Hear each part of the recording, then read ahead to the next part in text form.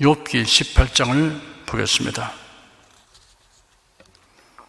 하나님을 경외하며 경건한 생활을 하던 욥이 일시에 밀어닥친 재난으로 인하여 극심한 공경에 처했습니다. 그를 위로하려고 먼 곳에서 찾아온 친구들은 욥이 당한 참상을 보고 큰 충격을 받았습니다. 죄에 대한 하나님의 징벌이 아니고서야 이룰 수 없다고 단정한 그들은 욥에게 각자 이 같은 그들의 생각을 피력하고 회개를 촉구했습니다. 욥은 반론을 펼쳤습니다. 그래야 논쟁이 되었습니다. 엘리바스, 빌닷, 소바라의 순서로 변론이 전개되었습니다.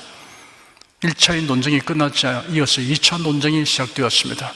1차 때처럼 엘리바스와 욥의 논쟁이 있은 다음 이어서 빌닷이 2차 변론을 하기 시작했습니다. 1절 한 절을 다 같이 읽겠습니다. 수아 사람 빌닷이 대답하여 가로되,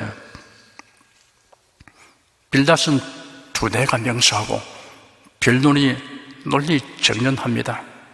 빌닷은 욥의 변론 중에 전후 모순된 것을 포착하여 그 모순된 점을 논파하려고 열심히 두뇌를 사용하다가 욥의 말이 끝나기 바쁘게 맹렬히 공격하였습니다. 욥의 변론은 논리적으로 맞지 않는 부분이 있습니다. 하나님이 욥 자신을 공격한다고 하면서 한편은 하나님께 긍휼을 베풀어 주시기를 구했습니다. 하나님을 재판장으로 여기면서 한편 중보자, 변호자가 되어 주기를 바랐습니다. 절망을 외치면서 희망을 외쳤습니다. 2절 한 절을 읽겠습니다. 너희가 어느 때까지 말을 찾겠느냐, 깨달으라. 그 후에야 우리가 말하리라. 빌닷이 욥에게 너희라고 말한 것은 욥과 동일한 사고방식을 가진 자를 모두를 가리켜 하는 말입니다. 달리 말하여 하나님께 범죄하고도 이를 인정치 아니하려는 모든 자를 지칭하는 것입니다. 욥을 뻔뻔스러운 악인들 중에 하나로 규정하려는 의도가 나타나 있습니다. 어느 때까지 말을 찾겠느냐 하였습니다. 이런 욥에게 변론을 거치고 입을 다물라는 충고입니다. 깨달으라. 그 후에야 우리가 말하리라 하였습니다. 빌닷은 욥이 그들의 충고를 듣고 깨닫게 되기를 바란다고 했습니다. 그러한 후에 충고하겠다고 했습니다. 교훈하여도 깨닫지 못하는 사람에게 계속 말하는 것은 몹시 힘들고 따분합니다. 3절 한 절 읽겠습니다. 어찌하여 우리를 짐승으로 여기며 부정하게 보느냐. 욥이 변론하면서 짐승에게 물어보라는 표현을 한 적이 있습니다. 짐승들도 하나님의 주권에 복종하고 하나님의 은택을 알고 있다는 뜻으로 말하는 것입니다. 그런데 빌닷은 이 말을 곡해하여 마치 욥이 친구들을 짐승처럼 여기고 있다고 판단했습니다. 빌닷이 욥의 말을 곡해한 것은 이해력의 부족에 있다기보다 사실대로 듣고 이해하려는 의도가 부족하기 때문입니다. 호의적 마음을 가지면 상대의 말을 경청하게 되고 그 진리를 쉽게 이해할 수 있습니다. 그러나 저기를 품으면 말꼬투리를 물고 늘어집니다. 4절 한 절 읽겠습니다. 너 분하여 스스로 짓는 자야, 너를 위하여 땅이 부름을 당하겠느냐, 바위가 그 자리에서 옮기겠느냐. 너 분하여 스스로 짓는 자야 라는 표현은 욥이 회개하지 않고 분노만 터뜨리고 있는 것을 비난하는 말입니다.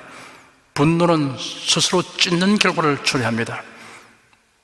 예수께서 배를 타시고 바다 건너편 그라사인의 지방에 가서 배에서 나오시니 더러운 귀신 들린 사람이 나와 예수님을 만났습니다. 그 사람은 무덤들 사이에 거처하고 있었는데 이제는 아무나 쇠사슬로도 묶을 수 없게 되었습니다. 그가 여러 번 족쇄와 쇠사슬에 매여서도 쇠사슬을 끊고 족쇄를 깨뜨리기 때문에 아무도 그를 제압할 수 없었습니다. 그는 밤낮 무덤들 사이와 산에서 소리 지르고 돌로 제 몸을 상하게 하였습니다. 자기 몸을 상하게 하는 것은 비정상적인 행위입니다. 그런데 사람들이 귀신 들린 거라사 사람처럼 자기 몸을 상하게 합니다. 분노하는 것이 그러합니다. 분노는 자기 학대 행위입니다. 존 헌터라는 유명한 생리학자는 나를 화나게 하는 악당에 나를 죽게 한다라고 가르쳤습니다. 그런데 그가 어느 의학회에서 강렬한 화를 내다가 심장마비로 죽었습니다. 너를 위하여 땅이 버림을 당하겠느냐, 바위가 그 자리에서 옮기겠느냐 하였습니다. 빌닷이 욥에게 너희 요구, 너희 뜻에 의해 근본 진리와 법칙이 바뀔 수 있겠느냐라는 의미로 말한 것입니다. 고난은 죄에 대한 형벌이다 라는 논리는 움직일 수 없는 법칙에 속하므로 욥이 아무리 자신을 변호해도 소용없는 일이라고 빌닷이 주장하였습니다. 빌닷의 논리는 진리가 아닙니다. 하나님은 인간의 요구와 인간의 뜻이 하나님의 뜻과 명령에 순응하는 것이면 인간이 알고 있는 자연 법칙도 변경시키십니다. 모세가 이스라엘 자손을 인도하여 애국을 떠나 가나안 땅으로 가려고 진행하는 도중 홍해 앞에 당도하였을 때 애국 군대의 추격을 받았습니다. 실로 진퇴양난의 위기에 처했습니다. 모세가 하나님께 부르짖어 기도하니 하나님께서 모세에게 지팡이를 들고 손을 바다 위로 내밀어 그것으로 갈라지게 하라. 이스라엘 자손이 바다 가운데 육지로 행하리라 라고 지시하셨습니다. 모세가 그대로 순종하니 과연 바다가 갈라지고 좌우의 물은 벽처럼 되었습니다. 그래야 이스라엘 자손들이 무사히 건너갔습니다. 이런 현상은 자연 법칙으로 설명할 수 없습니다. 모세의 후계자 여호수아가 이스라엘 자손들을 인도하여 진행할 때 요단강이 가로막고 있었습니다. 하나님께서 여호수아에게 지시하시기를 제사장들의 언약궤를 메고 전진하여 그들의 발이 요단강 물을 밟고 서면 위에서 흐르던 물이 끊어져서 한 곳에 사이어 물 무더기가 생기고 사이로 흐르는 아래의 물은 흘러가므로 마른 땅이 될 것이라고 하였습니다. 여호수아가 하나님의 지시로 하였더니 그대로 되어 백성들이 무사히 건넜습니다. 이런 현상은 자연 법칙으로 설명할 수 없습니다. 요단강을 무사히 건넜으나 이제부터는 가나안 땅을 정복해 나가야 하는데 맨 먼저 점령해야 할 성이 여리고 성이었습니다. 크고 견고한 난공불락의 성이었습니다. 모세가 여리고 성 공략을 모색하려고 가까이 나아가니 체격이 장대한 사람이 위풍당당하게 칼을 빼어들고 맞으셨습니다. 여호수아가 나아가서 그에게 묻기를 당신은 우리를 위하느냐 우리의 대적을 위하느냐 하니 그가 대답하기를 아니라 나는 여호와의 군대 장관으로 이제 왔느니라 하였습니다. 여호수아가 땅에 엎드려 절하고 나의 주여 종에게 무슨 말씀을 하려 하시나이까 하니 여호와의 군대 장관이 여호수아에게 네 발에서 신을 벗으라 네가 선 곳은 거룩하니라 하므로 여호수아가 그대로 하였습니다.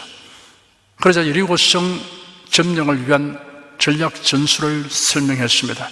언약궤를 맨 제사장들을 앞세워 매일 성을 한 바퀴 돌고 7일째는 7바퀴를 돈 뒤 제사장들이 나팔을 불 때 모두 함성을 지르면 여리고 성이 무너질 것이라고 하였습니다. 여호수아가 그 지시대로 하였더니 과연 성벽이 일시에 무너졌으며 여리고 성을 무난히 점령하였습니다. 이런 현상은 자연 법칙으로 설명할 수 없습니다.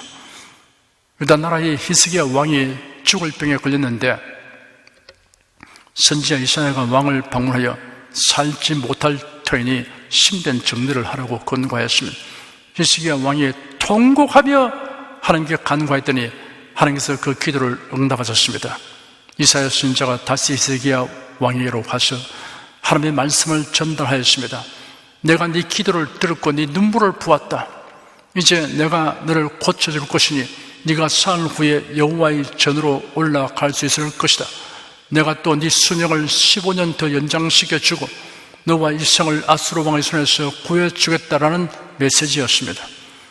히스기야 왕은 이사야 선지자에게 여호와께서 나를 고쳐주시고 내가 사흘째 여호와의 전으로 올라갈 징조가 무엇입니까? 라고 물었습니다. 이사야가 대답하기를 여호와께서 왕에게 보여주는 징조는 이것입니다. 해시계의 그림자가 10도 앞으로 나아가게 할까요? 아니면 10도 뒤로 물러가게 할까요? 하였습니다. 해시계는 해 그림자의 이동을 이용하여 시간을 측정하는 장치입니다. 히스기야 왕은 해시계의 그림자가 10도 뒤로 물러나게 하여 달라고 하였습니다. 시간이 갑자기 앞당겨 가는 것이나 뒤로 역류하는 것이나 모두 기적적 사건이지만 히스기야 왕은 해 그림자가 10도 뒤로 물러가는 것이 하나님께서 일하신 것을 더 뚜렷하게 확인할 수 있는 것으로 생각했습니다. 이사야 선지자가 여호와께 기도하니 일행표의 해 그림자가 10도 뒤로 물러갔습니다. 10도는 오늘날의 시간으로 계산해 볼 때 40분에 해당합니다.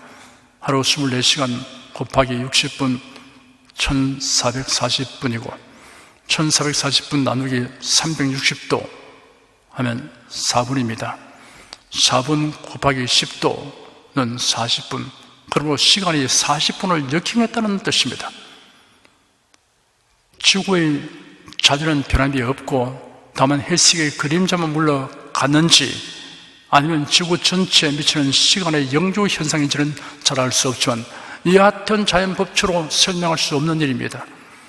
하나님은 인간의 요구와 인간의 뜻이 하나님의 뜻과 명령에 순응하는 것이면 인간이 알고 있는 자연법칙도 변경시키십니다. 하나님은 자연법칙을 만드신 분이시므로 어떻게라도 변경하고 조정하실 수 있습니다.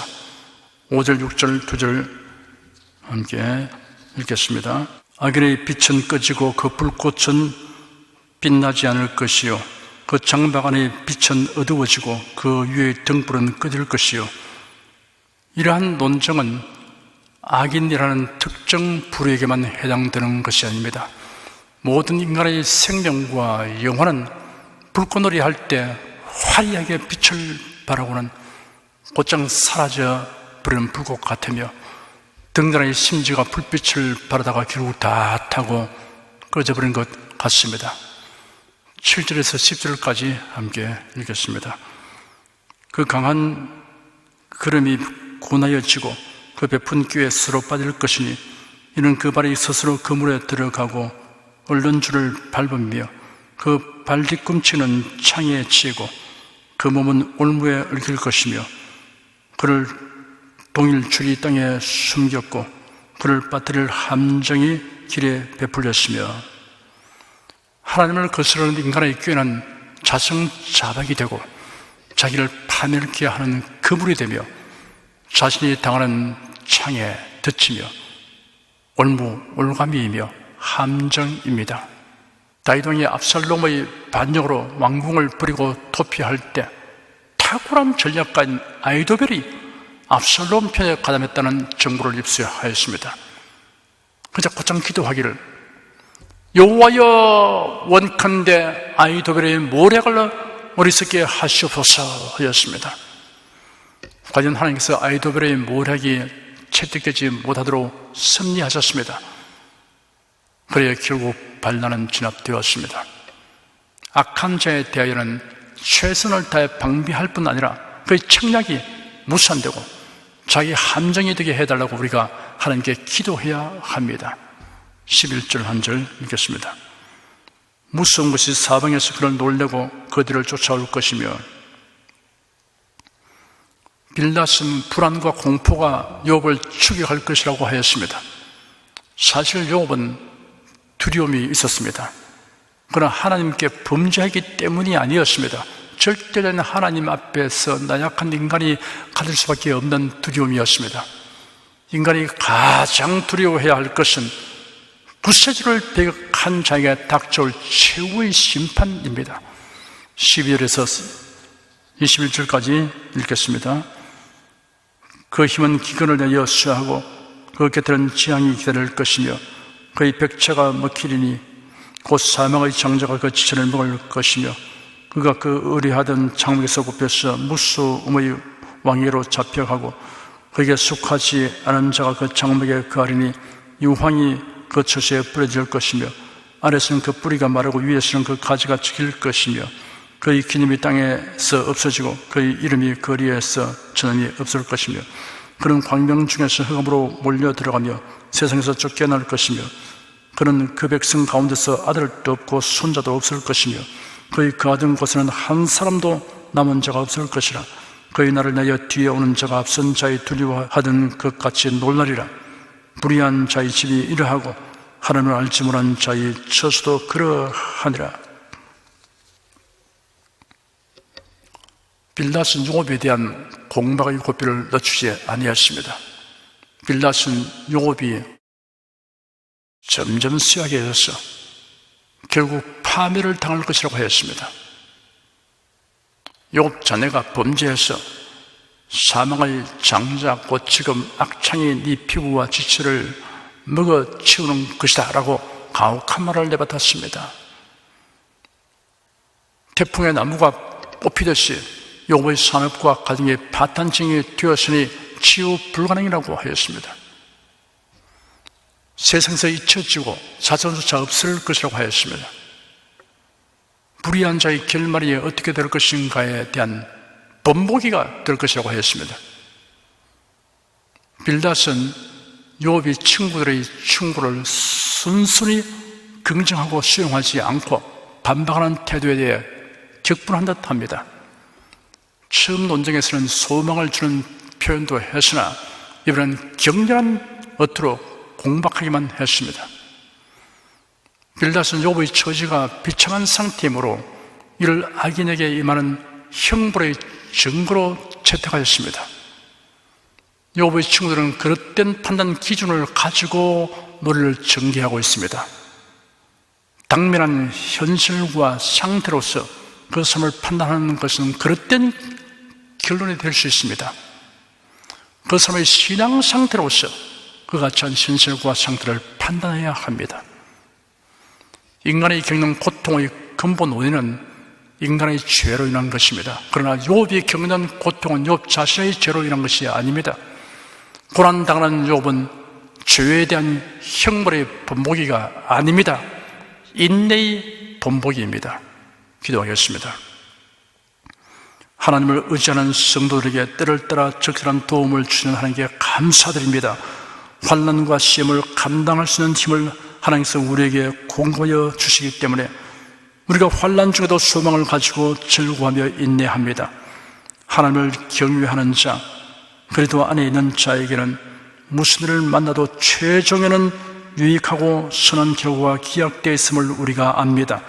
이러한 약속을 주신 하나님은 전능하시고 또 진실하심으로 그의 약속을 반드시 이루실 것을 확신합니다.